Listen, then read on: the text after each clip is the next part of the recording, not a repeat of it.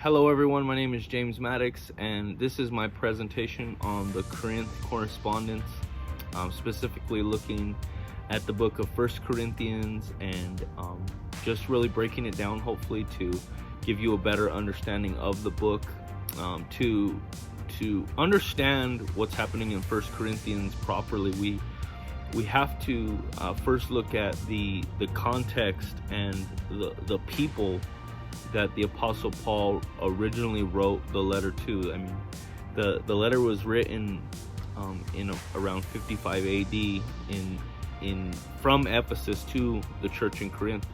And as you can imagine, it's a much different time than the time that we live in today. And so it's important for us to go through the process of understanding what the city was like, what the people were like during that time. And Corinth was a really interesting city.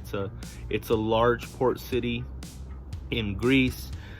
It's a city with lots of Greek and Roman temples, a large religious background, a very diverse city, very socially, economically, and obviously religiously diverse. And God, in the middle of all that, asks Paul to plant a church, to start a church. And as you can imagine, a lot of those social, economical, and religious differences that the city goes through, they make their way into the church, which causes some issues. It causes some problems. And some of the key issues that the church in Corinth faces is divisions and cliques. They cling to certain leaders, or leaders teaching. The Greeks are people who are really focused on gaining wisdom, and the Jews are really focused on sticking to traditions. It causes divisions like traditional religious practices. What should we eat? What should we not eat? Issues come up about sexual immorality and whether people should just abstain from having sex altogether. And then within that, you have people in the church who are abusing their spiritual gifts. They're using their spiritual gifts not to glorify God or to build the church, but to glorify themselves, to gain attention for themselves. And so Paul writes to the church, and the letter is actually a response to a letter that was written to him by the leaders of the church. Many believe this is not the First Corinthians is not the first letter that Paul wrote, but most likely is the second letter. And so he starts to go through the process of really trying to answer some of their questions, trying to help them work through some of the issues and concerns that have arose in the church. And I think the key thing a couple of key things that Paul goes back to is, number one, the gospel.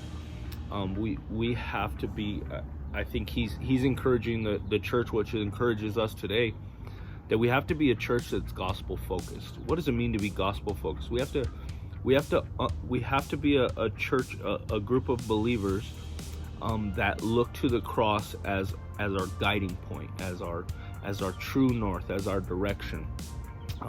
We have to understand what Jesus did on the cross for us. We have to understand that, and Paul addresses this in chapter 15, that we have to understand that that Jesus went to the cross, that he died, that he rose again, that he was seen by witnesses. And so he really breaks this all down.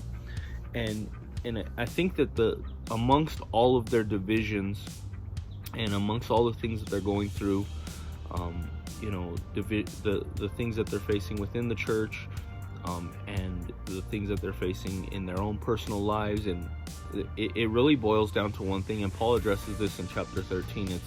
It's love. If you love God, and if you're willing to love people within the church, and if you're willing to love lost people, that broad idea of love, it covers all of the issues that they're facing. If you love each other, there would not be division within the church.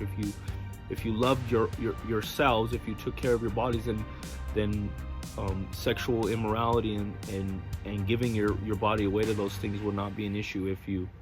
If you loved your brothers within the church, you wouldn't be trying to outdo them or overstep them, one up them, so to speak.